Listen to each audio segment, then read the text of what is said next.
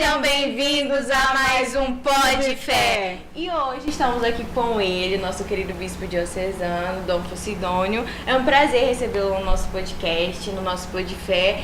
E a gente vai bater um papo aqui sobre como é ser bispo nessa responsabilidade tão grande.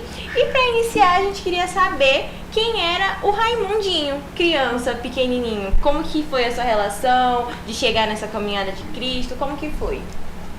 Bom, então, primeiro, meus pais, né, eu venho de uma família, minha família de 9 irmãos, né, depois eram só 7, que morreram 2, meu pai, chamava Posidônio também, né, minha mãe Maria de Nazaré, né, que nome bonito, né. Lindo. E de lá, minha família era muito religiosa, né, nesse sentido, assim, religiosa no sentido de cumprir as coisas que normalmente se cumpre, a missa, a novena do Perpétuo Socorro, as festas do padroeiro, né? Então sempre foi uma infância na igreja? Na igreja. Os meus avós paternos eram também muito religiosos. Se vocês terem uma ideia, as missas antigamente eram muito cedo, né? A primeira missa da paróquia onde eu vivi, lá em Coraci, era 5 horas da manhã. Então 5 horas da manhã a gente estava na igreja, né? E tudo a pé, não tinha transporte, a gente morava longe. Meus avós moravam mais longe ainda, né?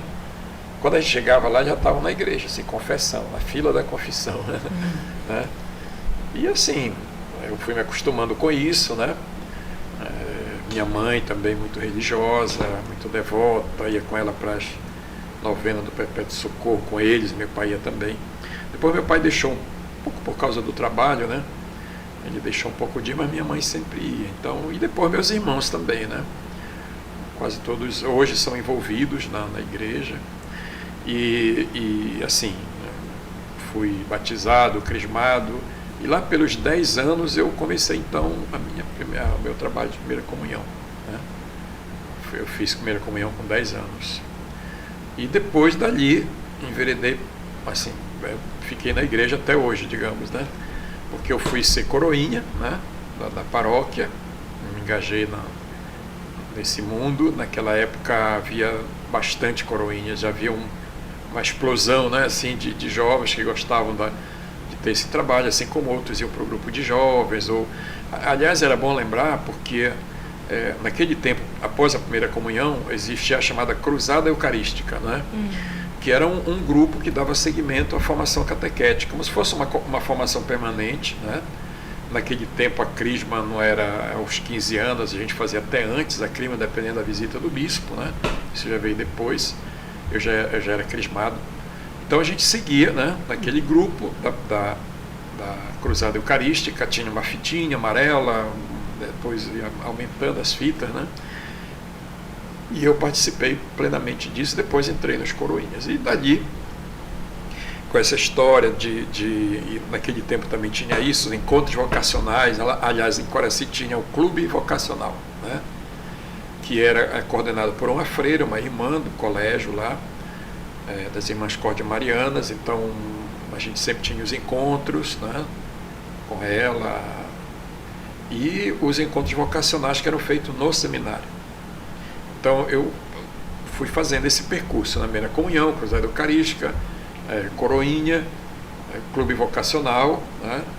E um belo dia, depois de ter feito todo um ano de visitas ao seminário, né, como ainda é hoje assim, eu recebi a carta, né, meus pais receberam a carta, dizendo que eu tinha sido aprovado, né, para estudar no seminário. Mas o senhor já mostrava o interesse de participar? Assim, a orientação vocacional a gente recebia, né, o clube vocacional era a oração, né, mostrar a figura do padre, né, assim, a gente fazia os retiros, né, e tinha sempre essa, digamos assim, intencionalidade daqueles que, como o vigário e a irmã, de indicar para o caminho do sacerdócio, né. No encontro vocacional é a mesma coisa, você vai ser questionado, vai se falar do que é o ser padre, né? A formação. Então essas coisas foram, digamos, entrando um pouquinho na minha vida, né? As minhas irmãs, eu não me lembro muito bem disso, diziam que eu já celebrava missa em casa, aquela história, né, de ver o padre fazendo, a gente quer fazer também. Eu tinha lá um copo lá com, sei lá, tinha lá dentro, aquelas bolachas. Bolacha Maria.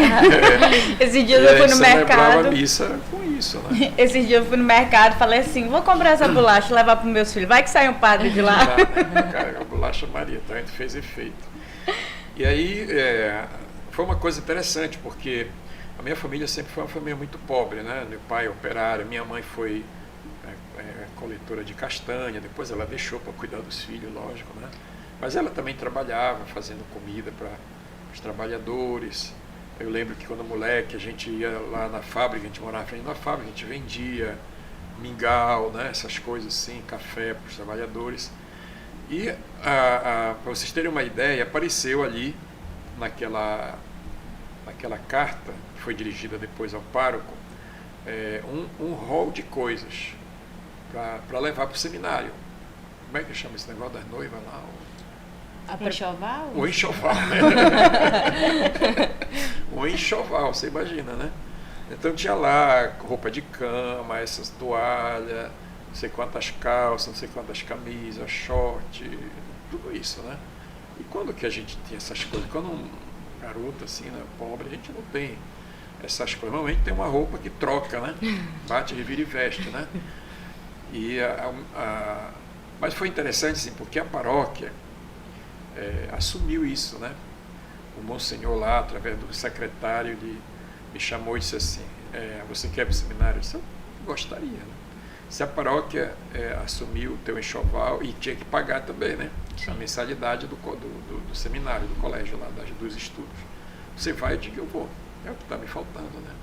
Aí eles fizeram ali uma coleta, né, com as famílias e, né, me arranjaram todo o enxoval, né, e o pagamento, evidentemente, das mensalidades. Eu fui. Mas foi uma coisa interessante porque quando a minha mãe leu a carta, ela começou a chorar, né?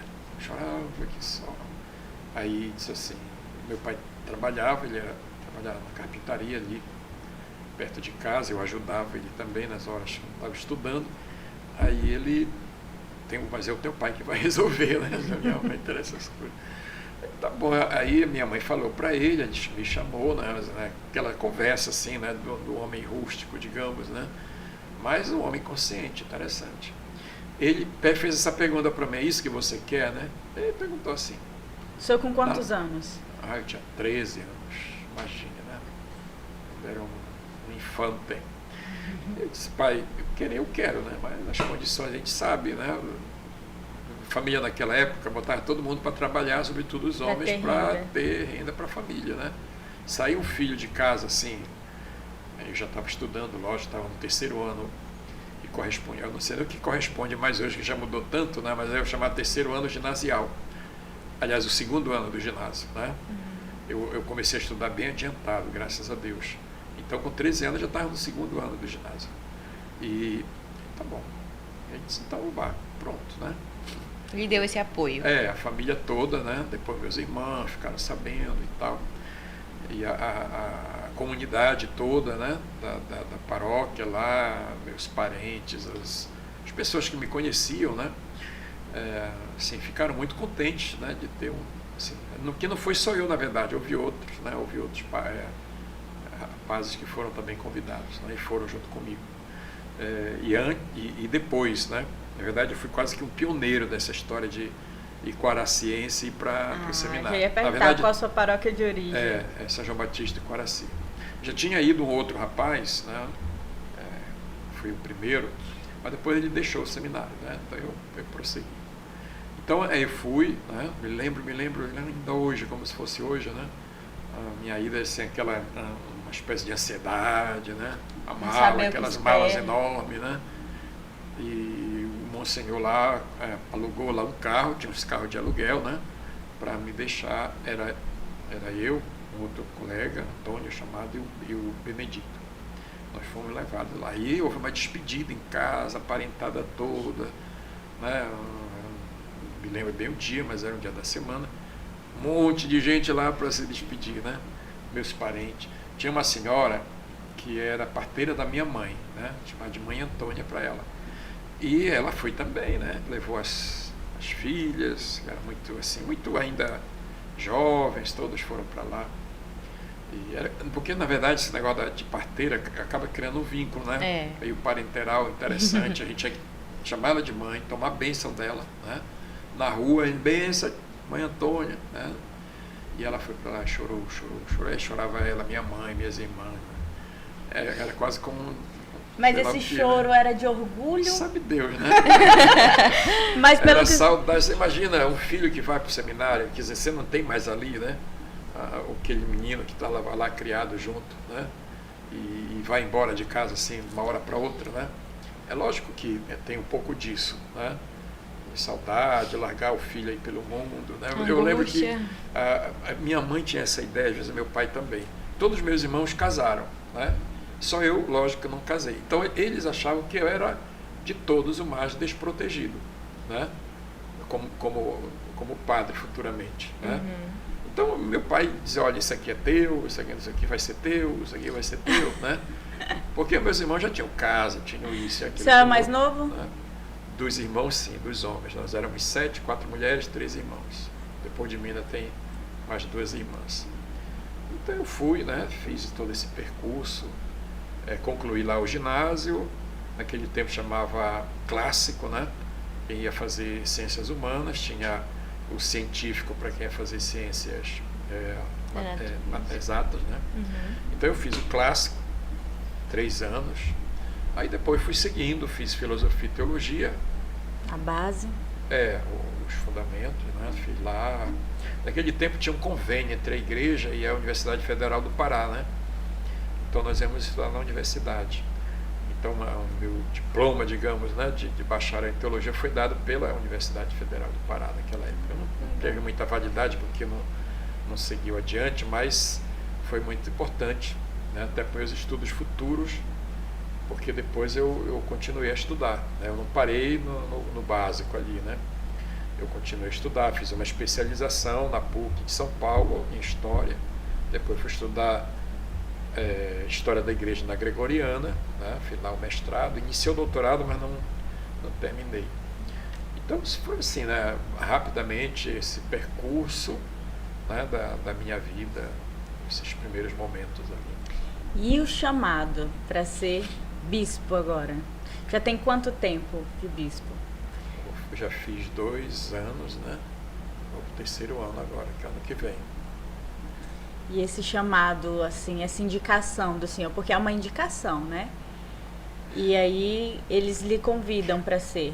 O processo para ser bispo é assim, normalmente o bispo da diocese ele indica nomes de padres, né? O bispo diocesano, assim, se não me engano, é de 3 em 3 anos ele tem que mandar os nomes de padres da diocese ou que ele conheça para a anunciatura. Então a anunciatura fica lá com esses nomes aí, uma espécie de stand-by, né? Quando não sei, tem uma diocese que vai vagar ou vagou e tal, né? Então eles iniciam o processo, né, de escolha do futuro bispo dali, né? Então eles têm lá, não sei, foram 3, 4, 5 nomes daqui da região, né? Ou às vezes são indicados religiosos, às vezes o bispo da diocese é um religioso, né? Então ele conhece muitos padres da congregação dele, da ordem, então ele indica. No caso, o bispo Dom Jesus, ele é religioso também, ele é né? frei, né? Então, se ele mandou nomes para lá, ele mandou o nome dos agostinianos, entendeu? Que ele conhece, obviamente, porque, né, é companheiro da ordem lá, ele conhece, ele indica. Então, de vez em quando sai um religioso, porque foi indicado, né, normalmente pelo bispo. Então, eu tenho a impressão assim, já que eu fui indicado, o meu nome devia estar correndo por lá. Né?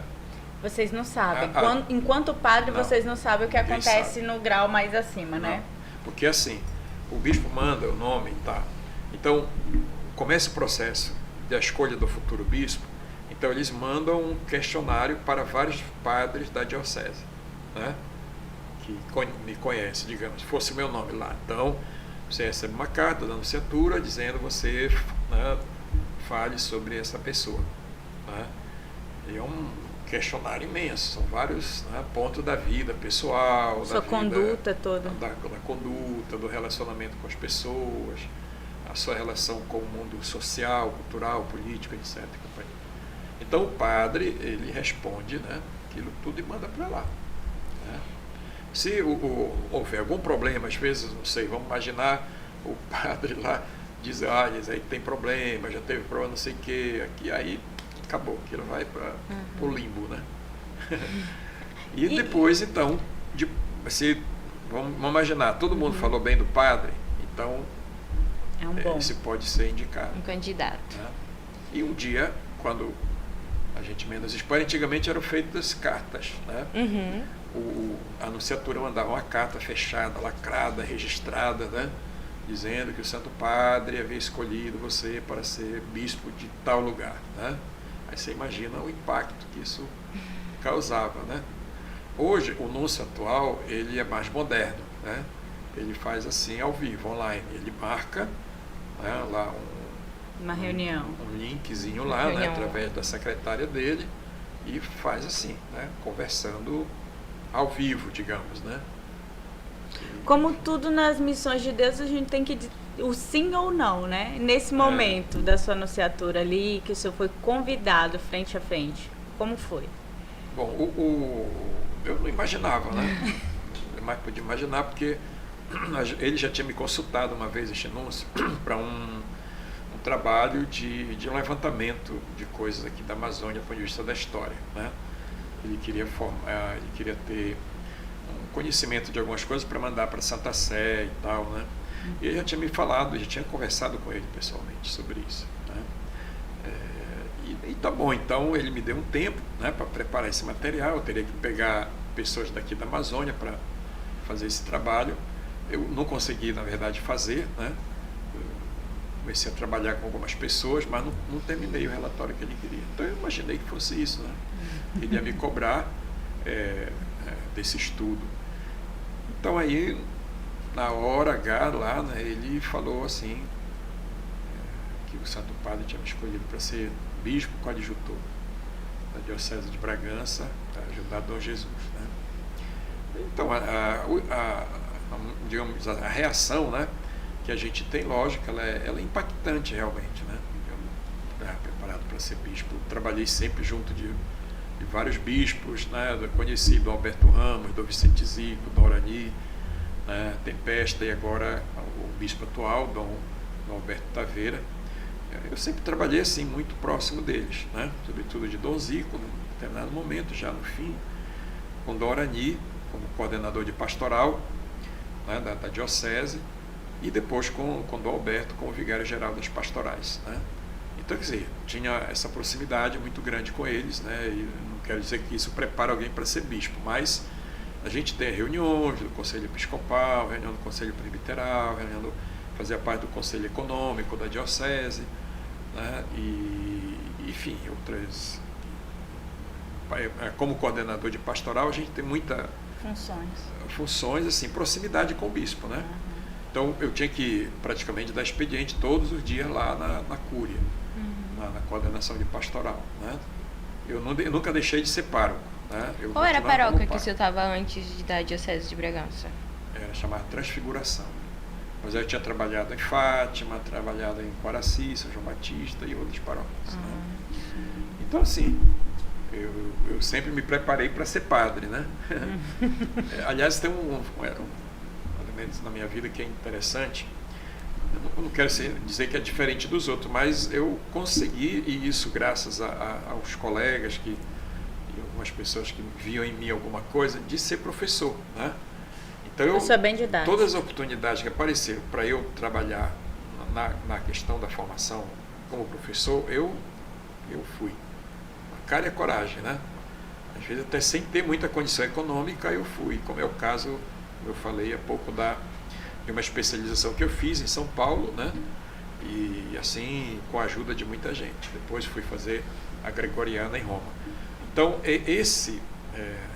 essa convivência, digamos, né, com a igreja, seja em nível da diocese, para trabalhar com a pastoral, né, e em nível da formação, que aí eu conhecia um monte de gente, né, de seminaristas, de outros bispos, né, porque a formação seminarística aqui no norte, em geral, ela dá essa possibilidade. Você tem uma relação com os bispos que mandam seus seminaristas para estudar no seminário, né? E assim. Então, quando o Núncio falou isso, né, a gente fica meio balançado, gaguejando, né? Aí eu disse assim, olha, eu agradeço muito, mas eu não tenho condições de ser bispo, não me preparei para isso. Aí ele falou umas coisas interessantes, né? Sobre essas coisas da escolha, a escolha de Deus, é o Papa, né? E Deus escolhe, ele acompanha, Capacita. né? Capacita. Né? Porque eu não tenho condições, né? Ele deveria pensar em outras pessoas aqui na diocese, tem mais condição do que eu, né? E assim foi. Aí eu disse assim, olha, desculpa, mas eu não vou dar essa resposta assim, né? Se eu esperar, eu vou pensar, porque, né? Pesar, medir. E aí disse, tá bom, mas amanhã, bem mais horas, né? 24 horas ele me deu praticamente. E à noite nesse dia? Pois é. Eu Foi dormi, longa. pra falar a verdade, né?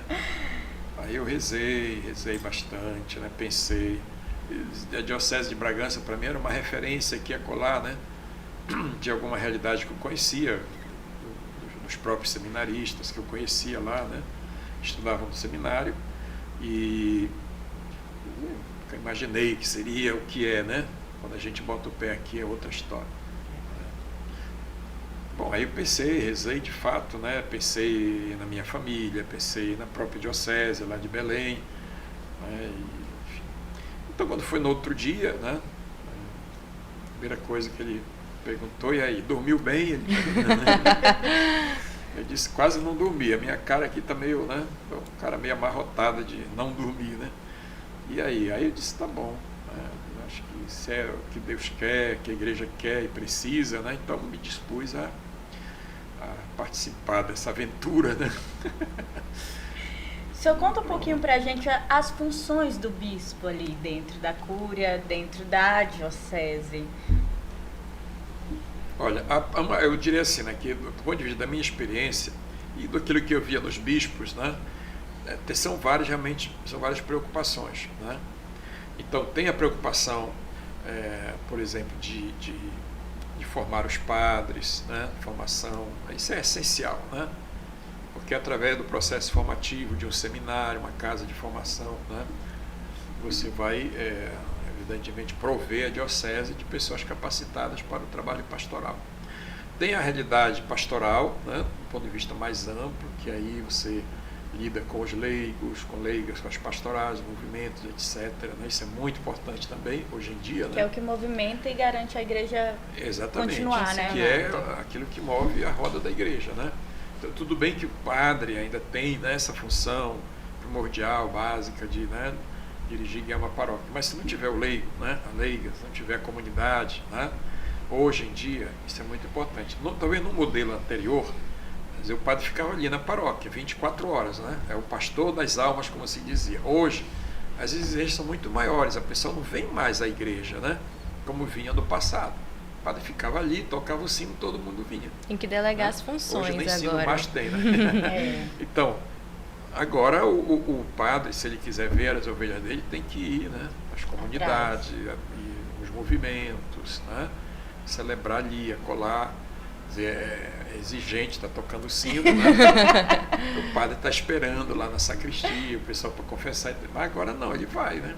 Vai. Então, isso o bispo tem que estar atento, né? Para ajudar a formar os leigos e capacitá-los para as tarefas, para as missões diversas pastorais, né? Por isso que tem um coordenador de pastoral para cuidar, né, dessas coisas. E tem mais a questão administrativa, né? Essa também é muito exigente, porque, no fundo, a estrutura de uma diocese, mal comparando, a estrutura de uma empresa, né? Você tem funcionários, né? Você lida com dinheiro, né? Você lida com folha de pagamento, com as normas trabalhistas, essas coisas todas. Tem... enfim, né, tem que lidar realmente com uma coisa que sustenta a diocese, que é a questão econômica. Isso tem que ser bem estruturado. Né? Essa questão talvez seja uma das mais espinhosas, às vezes, dependendo desafio da diocese, como ela é organizada, como as pessoas contribuem. Né? Porque é interessante o seguinte, que A questão, ela nem sempre vai daqui para lá, ela vem de lá para cá. Então, por exemplo, a O senhor contribuição... recebe tudo. Pois é, a contribuição que as pessoas dão aqui na paróquia, ou lá na comunidade, né, isso vem até chegar na diocese. Quem sustenta a diocese não é o bispo, né? O bispo não tem dinheiro. É a comunidade toda. Então vem lá de baixo, né? Não sei se a gente tem consciência disso. Mas o dinheiro que você contribui com a sua comunidade, é lá o percentual que vem para a paróquia vai e entrega para o bispo um percentual também, para ele manter ali a diocese. E vai para tudo, né? Não fica só ali, porque tem uma comunidade mais carente que precisa um pouco mais de atenção. E o senhor tem que administrar aquela situação a gente, toda. A paróquia, às vezes, né, precisa de alguma ajuda. Às vezes, nem sempre a paróquia consegue se manter, né? Porque a paróquia ela tem que manter o pároco, né? Tem que manter funcionando ali a secretaria, né? Tem uma obra, tem que fazer uma reforma, tem que comprar material litúrgico, né? Que é uma coisa que é constante. Então, às vezes, a paróquia, dependendo da condição, né, do local, ela não tem condições, né? Aí, às vezes, aqui acolá, o bispo é quem vai, né, subsidiar, ajudar, enfim, tem essas preocupações também, né? Então, o bispo, ele tem, digamos, é o pastor, né, do povo de Deus, é aquele que é colocado por Deus para dirigir o povo, governar Coloca o povo, tudo como a em gente ordem diz, vocês, né? E tem essa questão da administração, né? Então, é por isso que muitos padres falam, eu não quero chegar até bispo. Não é porque não quer, é porque a carga é maior, né? E como foi para o senhor, assim, na Diocese de Bragança, como foi a sua recepção dentro da diocese, né, dentro da cidade? E como que é chegar numa diocese nova, com pessoas que o senhor tinha pouco contato, né, antes, porque o senhor era de Belém, né, que o senhor frequentava mais em Belém, e aí uma nova realidade. Quais foram esses desafios dentro dessa nova realidade, dentro dessa nova diocese? É uma pergunta interessante, porque, assim, de novo, apesar de eu ter na minha vida de padre, um alcance de trabalho muito grande, né, que poderia pegar todo o regional, com os bispos, colegas, padres, a diocese mesmo, as paróquias por onde eu passei, né, isso cria um vínculo muito grande de amizade, né? As pessoas me conhecem, a gente, né, forma grupo para lá, para cá, e vai, visita, alguém convida, né, para ir a algum lugar, a família que se reúne. Aí é quase que uma quebra disso, né? Você sai de um lugar onde você tem uma presença marcante, né? As pessoas te envolvem, e depois é para um lugar que, em primeiro, não tem nada disso no primeiro momento, né? Mas, assim, como eu já conhecia um pouquinho o Dom Jesus, alguns padres, né? Eu não me sentia assim tão um estranho fora do ninho. Eu fui muito bem acolhido, né? Por ele, por Dom Jesus, pelos padres. São as primeiras pessoas com quem a gente tem, né, o contato. Eu lembro da missa, da posse, né? Foi logo uma semana depois da missa da minha ordenação.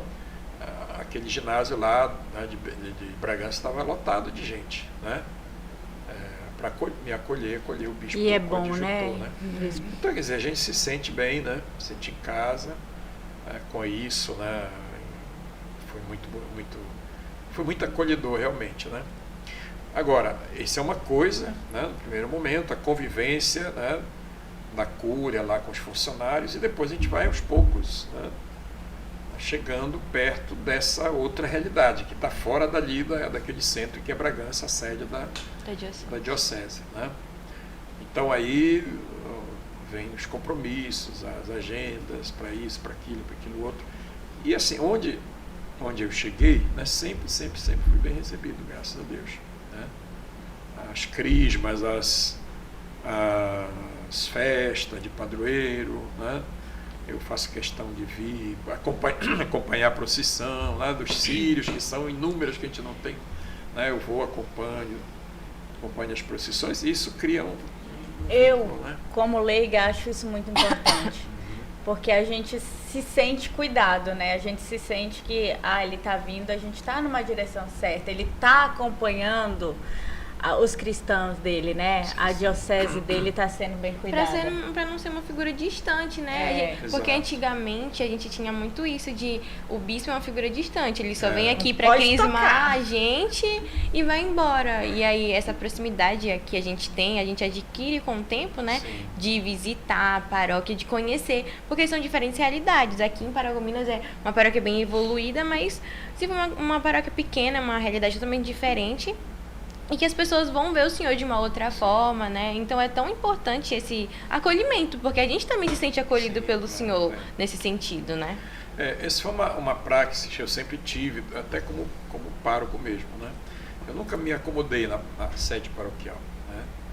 Eu sempre procurei estar perto das comunidades, fundar comunidades, né? Criar novas comunidades, né? Hoje lá, assim, se fosse contar aqui levaria muito tempo, mas na primeira paróquia que eu passei, né? O grande desafio era que ela é uma paróquia fora do centro, né? E onde tinha aqui mesmo, senão não tinha pastoreio, né? Então essa paróquia hoje, ela tem, se não me engano, 12 paróquias, essa paróquia, né? Por quê? Porque nós fomos criando comunidades, né? E fortalecendo as que já havia quando eu cheguei lá, né? Então não tinha essa, segunda-feira é o dia do padre, para mim isso nunca existiu, né? Eu confesso isso para qualquer um, que eu nunca Isso é legal. aproveitei disso, né? Porque na segunda-feira eu já estava preparando a missa do domingo, né? Eu falo isso até com muito orgulho, para dizer que quando eu já ia para a missa do domingo, eu já sabia de quais salteados, né, a leitura, porque a gente começava a preparar um folheto litúrgico na segunda-feira, à tarde, né? Para poder depois elaborar, porque naquele tempo era tão difícil e caro esse folheto de missa, né? Então a gente mandava o folheto para as comunidades, né? Rodava no mimeógrafo, né? Você nem sabe o que é isso, talvez, né? E né, distribuía. Então, aí, terça, quarta, quinta, sexta, tudo era reunião nas comunidades, né? Com as condições que a gente havia. Então isso para mim marcou, né, a minha vida, porque todas as paróquias foi assim. Todas as paróquias que eu passei foi sempre assim. E isso depois, né, do ponto de vista que você diz de uma realidade maior, né, me deu a oportunidade de perceber que de fato a gente só pode ter a igreja na mão, né, a paróquia na mão, digamos, né, com essa proximidade. Isso. Né, senão a gente fica longe do povo. Podemos dizer agora, entrando pro lado pessoal, né, que o senhor é um milagre? Eu sempre fui um milagre, né? Mas a gente sabe que o senhor passou por uma situação, né, agora, recente, não tão pouco, né, uns 2 anos atrás, né? 1 ano e meio. Mais ou 1 ano e menos. meio. E que todo mundo orou pelo senhor ali isso é e verdade. intercedeu pela sua vida. Sim. Quando, assim, que eu comecei a me envolver também mais na igreja, tem uns 2 anos. E assim, naquele momento era boletim falando do senhor, que estava ficando tudo bem. E assim, eu queria que o senhor contasse essa sua jornada. Essa é uma história assim, né, que marcou a minha vida por conta, né, exatamente desse impacto que teve, né? Porque assim, a doença, às vezes ela é provocada por nós mesmos, a gente sabe, né? Que vai ter consequência de alguma coisa que a gente faz, né? Ou não faz, ou come, ou bebe, sei lá, né? Mas uma doença como essa que eu tive, foi um câncer no intestino, é um negócio assim, realmente muito, é um mistério, né? Eu nunca poderia imaginar, né, que isso aconteceria comigo. E quando eu sabia que alguém tinha câncer, essa coisa, eu vi, na realidade, de pessoas doentes de câncer, que foi uma realidade muito, muito, muito Sofrida, né? sofridas, impactantes, né? Eu conheci um senhor quando eu trabalhava na paróquia lá no Outeiro, na ilha. Ele tinha um câncer aqui na garganta, né? Tireoide, E depois aí. aquilo estourou, né? Olha, eu ia visitar esse senhor lá, mas era um negócio assim, né? Ver aonde chega a condição humana, com uma coisa exposta assim, né? Até eu ia lá dar comunhão para ele, nós nem comungava mais para dar a unção dos enfermos, sempre me chamavam. Ele mesmo não falava, mas no olhar dele você percebia que ele gostava daquilo. Depois outras situações. Então você imagina agora se dizer, eu peguei essa doença, toda essa doença, né? Foi realmente um impacto muito grande. Então eu fiz a cirurgia. Agora, quando você fala isso, assim, que todo mundo rezava, foi um negócio engraçado por um lado, porque quando, antes da cirurgia propriamente, eu estava numa reunião na Assembleia da CNBB, lá em Aparecida, né? E eu tomei 2 injeções, 2 vacinas, né? Vacina da Covid e da gripe, e uma delas me fez mal. A da gripe me fez uma reação, né? Me fez muito mal para o braço, doía muito, e eu passei mal, né? Fui uma enfermaria que tem lá, passei a noite mal. No outro dia eu fui para a Assembleia, não devia ter ido, e lá passei mal de novo, desmaiei, né? E fui para o hospital. Então, praticamente, metade da Assembleia eu passei no hospital, né? E ali todos os bispos ficaram sabendo. O Brasil inteiro, como igreja, ficou sabendo meu problema. Quando foi detectado o câncer, por causa da colonoscopia que eu fiz, né? E aí o impacto foi maior, né? Então, essa questão da oração, né, por mim, realmente não foi só aqui, foi em boa parte do Brasil, né? Até o núncio foi lá me visitar depois, né? E os bispos, de vez em quando, iam lá. Então, todo mundo ficou sabendo. Então, quando aconteceu a cirurgia, né, graças a Deus foi bem sucedida, não houve metástase, então, anunciar as dores, né, do corte, da incisão, isso foi um sofrimento que eu não desejo para ninguém, né?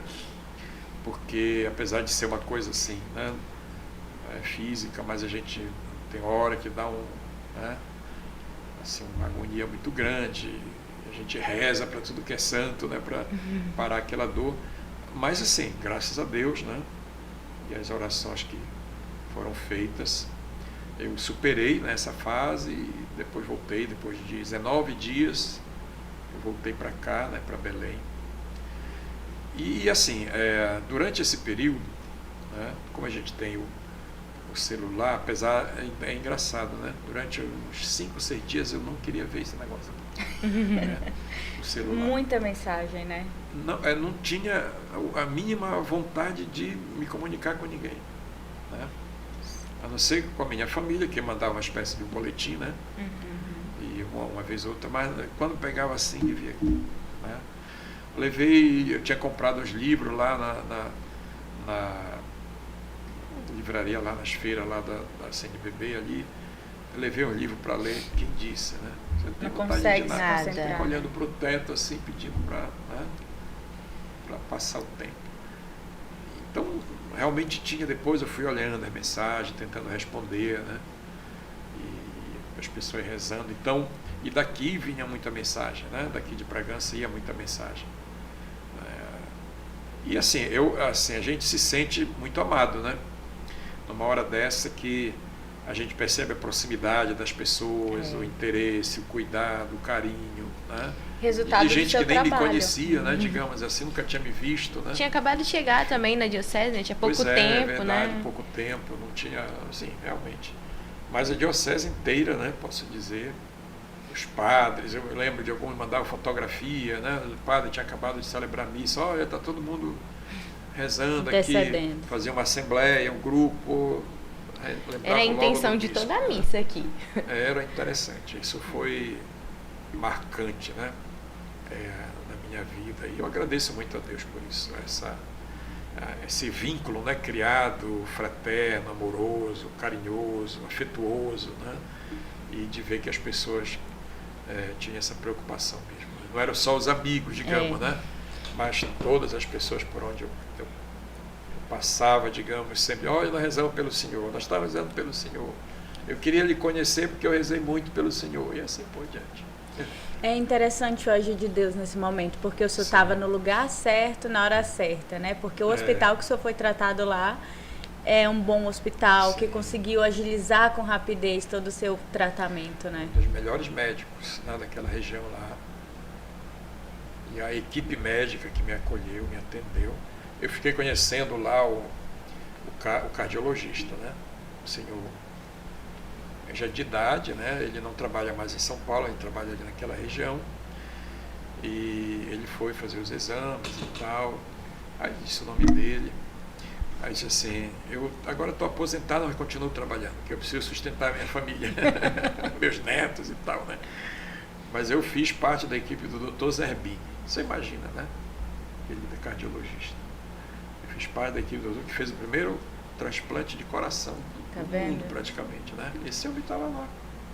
O médico que me operou é um oncologista conhecido lá, as irmãs, né?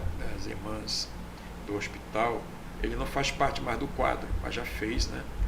Então, o hospital estava passando por uma crise, muita gente saiu, mas eles foram buscá-lo lá onde ele estava, né? Ele veio de São Paulo para fazer o pré, né? E Foi muito rápido o seu depois tratamento, foi, né? Muito verdade. rápido. E ele foi impressionante, né? Não escondeu nada. Graças a Deus. Depois, deu tudo certo. anestesista, né, também. É uma equipe que estava lá sempre conversando comigo, né? Antes da cirurgia, acho que eu achei engraçado, né? Ele passando toda a confiança, né? É, Que poderia ter foi. passado naquele momento. Na hora da cirurgia, né, me preparando lá, todos eles foram lá, né? Conversar comigo antes. Todos eles. Tá Enfim, bem, e tudo o médico certo. disse, olha, nós contratamos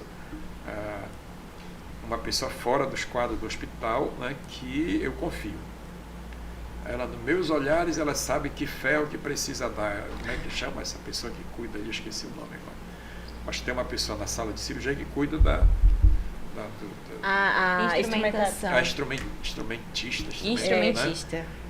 E ela foi lá também, muito alegre.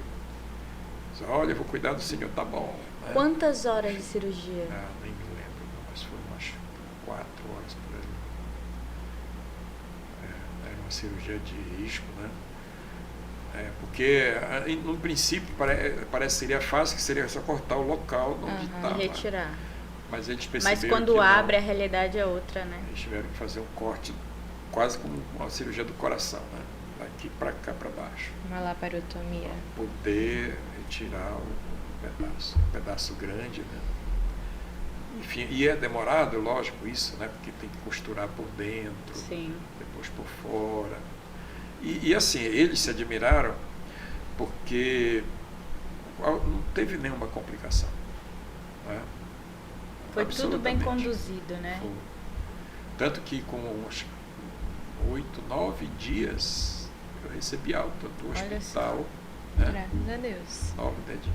Aí eu fiquei mais 9 dias lá em São Paulo, né? Se recuperando, né? Fazendo uma recuperação externa para fazer um exame final, né? Assim, para ver se não tinha nenhum problema do abdômen, do sangue, etc. Né?